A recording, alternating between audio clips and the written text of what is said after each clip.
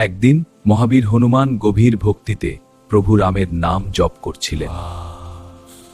হঠাৎ আকাশে এক অদ্ভুত আলোর ঝলক দেখা দিল। এরপর মা দুর্গা এক ভয়ঙ্কর রূপ ধারণ করলেন। চারিদিকে অন্ধকার ছেয়ে গেল।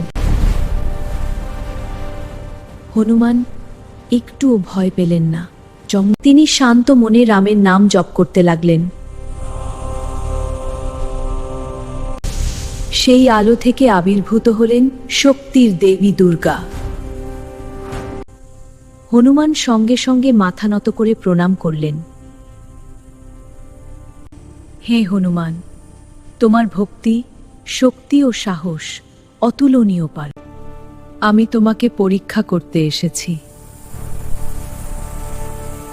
দুর্গা তার এই অটুট ভক্তি দেখে সন্তুষ্ট হলেন।